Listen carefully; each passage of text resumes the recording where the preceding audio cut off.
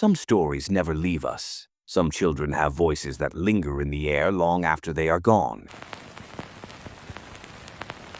This is the story of Marise Chiverella, a bright 9-year-old whose life was stolen on a cold March morning in 1964 in a town that had never imagined such darkness could reach its quiet streets. For 58 years, her killer went unpunished, but the silence of decades was eventually pierced by blood, coal dust, and the relentless persistence of truth. Hazleton, Pennsylvania, was a small town nestled among rolling hills and dense forests where everyone knew everyone else, and children wandered freely along familiar streets. On the morning of March 18, 1964, a slate-gray sky hung over the town, promising the subtle arrival of spring, but hiding the chill that would soon creep into every heart. Marise awoke before dawn, her small hands clutching the carefully prepared cans she intended to deliver to her teacher, a gift for the feast day at her school.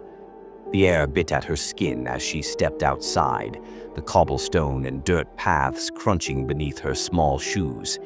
Neighbors waved from doorsteps, offering warmth and guidance, but she politely declined. Her mind was fixed on her errand, her purpose clear, her heart unburdened by fear. She set off, unaware that her morning would never unfold as she imagined. The streets were quiet, save for the distant call of early birds and the occasional rumble of a delivery wagon. Each step took her farther from home, deeper into a world that, for her, should have been safe. Her eyes, wide with innocence, scanned the familiar path as the town slowly awakened around her. By mid-morning, the absence of Marise was noticed. Desks at St. Joseph's Parochial School remained unoccupied, her absence a ghostly presence in the classroom. Teachers whispered, hearts sinking with the realization that something was wrong. Panic began to spread, a ripple of fear through a community that had never faced such immediate horror. Her mother and father, simple people devoted to their family, felt the first pangs of dread. Where could she be? How long had she been gone? Each unanswered question tightened the knot of terror in their chests. Meanwhile, the town streets were slowly filling with neighbors and local shopkeepers, scanning every alleyway, every shadow, hoping to glimpse the familiar figure of a little girl hurrying along her morning errand. The hours passed, dragging like heavy clouds, and by early afternoon, the absence of Marise was no longer a minor concern. It was a nightmare in the making. At 1 p.m., fate collided with tragedy in a place that should have been mundane. A man teaching his nephew to drive near a coal stripping pit noticed an odd shape, pale and still against the backdrop of industrial gray. At first, he assumed it was a doll, perhaps left behind by a careless child. But as he drew closer, the air thickened with a sense of wrongness, a feeling that the universe had bent toward cruelty in this precise moment. It was not a toy. It was Marise, lifeless and broken, discarded as if she were nothing more than refuse. Her own shoelaces bound her small wrists, her scarf twisted into a cruel gag. The innocence of childhood had been violently stripped away, leaving behind a scene so macabre that it would haunt those who saw it for decades. The discovery sent shockwaves through Hazleton. Police officers arrived within minutes, their faces pale, their hands trembling as they approached the body of a child they could have seen walking to school that very morning. Cameras clicked. Evidence was collected. The soil under her fingernails, the dirt in her hair, and the shallow grave she had been placed in all spoke a language of cruelty and malice that no one wanted to understand, but everyone could feel. Autopsy reports would later confirm the horror. Marise had been sexually assaulted and strangled. Her journey, begun with a purpose as pure as delivering a gift, ended in a brutality that defied comprehension. The streets of Hazleton, once alive with the laughter of children, now echoed with grief and disbelief. Parents clutched their own children tighter, and the town, previously naive in its tranquility, began to awaken to the presence of darkness that could touch anyone, anywhere. For investigators, the case became an enigma wrapped in sorrow. Interviews were conducted, leads followed, and photographs catalogued. Yet no solid trail led to justice. Hours became days, days stretched into weeks, and weeks into decades. The killer had left no confession. No witnesses came forward. Every lead ended in a dead end. Marise's family endured a lifetime of pain, their lives marked by the daily absence of a daughter who should have grown into a young woman whose laughter should have filled their home. Then, in 2019, the seemingly impossible happened. A new method, known as investigative genetic genealogy, offered a glimmer of hope. DNA extracted from Marise's clothing, meticulously preserved by forensic teams, was submitted to a database capable of matching distant relatives. It was a long shot, a hope tinged with the uncertainty that had defined the past 55 years.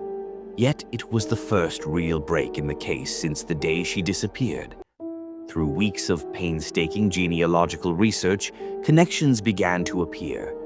A distant relative was identified, and the branches of a complex family tree slowly led to a man who had lived nearby in 1964. James Paul Fort, a name that had never been spoken in connection with the case, emerged from obscurity. Fort, 22 at the time of Marise's death, had lived just blocks from the child. His history included minor arrests in later years, yet in 1964, he moved through the town as any ordinary young man might, unseen and unsuspected. By early 2022, forensic experts confirmed what genealogy had suggested. DNA from Marise's clothing matched tissue from Fort, now long deceased. The identity of the killer, once a shadow, now had a name. The relief that came with this revelation was tempered by the knowledge that justice, in the conventional sense, could never be served.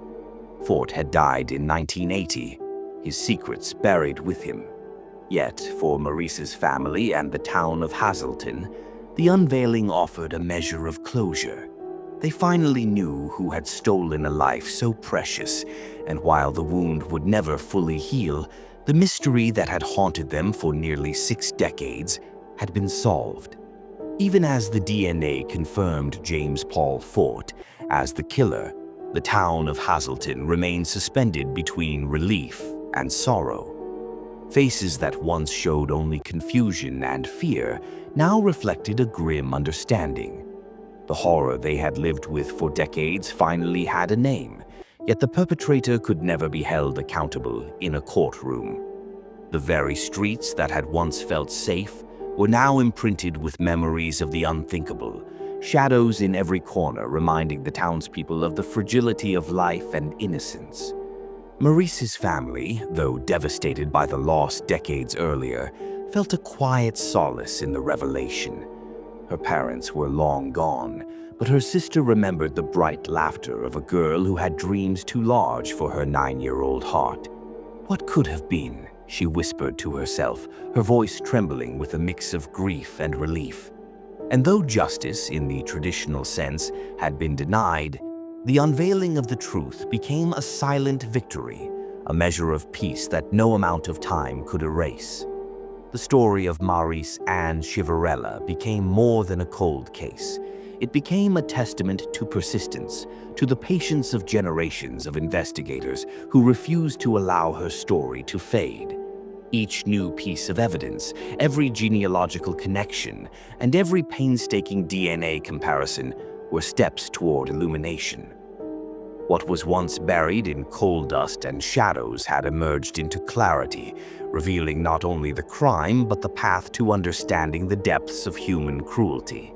For the community, remembrance ceremonies and quiet vigils began to take on new significance. Flowers placed on the edge of the coal pit where she was discovered, candles flickering in darkened rooms, whispered prayers, all became acts of collective healing. People spoke her name aloud, ensuring that the life stolen would not be forgotten. Yet the horror of that March morning remained palpable. Neighbors recalled the mundane interactions, the subtle oddities in Fort's behavior, and the uneasy instincts that, at the time, had gone unheeded. Stories of near misses, of moments where children had been approached and returned safely, layered the memory with a chilling "what if" that clung to the consciousness of every parent. The truth, finally revealed, was both a relief and a burden. The knowledge that a predator had lived among them, unnoticed, and that the world could harbor evil behind familiar faces. The investigative breakthrough also sparked discussions beyond Hazleton. Law enforcement agencies and genealogical experts worldwide noted the power of modern forensic science. Cases that had gone cold for decades could now be reopened, with the hope that closure could finally be offered to families long denied answers. Marise's case became a symbol of hope and determination, demonstrating that even the deepest darkness could be pierced by human ingenuity and unrelenting perseverance. Marise's story, however, extends beyond science and investigation. It is a reminder of the fragility of innocence, the sudden intrusion of cruelty into everyday life, and the lasting impact of violence on a community. Even now, decades later, her name evokes both sorrow and reverence. It reminds parents to watch over their children with vigilance, communities to listen to instincts often dismissed, and investigators to pursue truth relentlessly, regardless of the years that pass. In the quiet moments of Hazleton's mornings, when the town stirs from slumber and the sun casts long shadows across the streets, one can almost feel the echo of Marise's presence. Her story whispers through the corridors of memory, a cautionary tale of innocence lost, evil hidden in plain sight, and the ultimate triumph of persistence and truth. While her life was cruelly ended, the discovery of her killer brought a form of justice that, though delayed, cannot be undone. The memory of Marise Chiverella will remain a haunting testament to the resilience of those who refuse to let darkness prevail. The town learned in the wake of revelation that evil often hides behind the most mundane facades, and that persistence in seeking truth is one of humanity's most potent tools. Marise's legacy is not solely her tragedy, but the way her story reshaped understanding, inspired diligence, and forced a community and the world to confront the horrors that can exist quietly, unnoticed for far too long. Marise Chiverella's life ended abruptly, leaving a hole in the hearts of her family, a scar on her community, and a chilling story for all who hear it. Yet through science, determination, and a refusal to forget, her story endures. It serves as a warning, a memorial, and a testament to the human drive for justice, proving that even decades later, the truth has a voice, and it can finally be heard. Some stories never leave us, some voices echo through time. And though Marise Chiverella was taken too soon, her story, her life, and the pursuit of justice for her endure, reminding us that even the darkest mysteries can be unveiled and the lost can finally be remembered.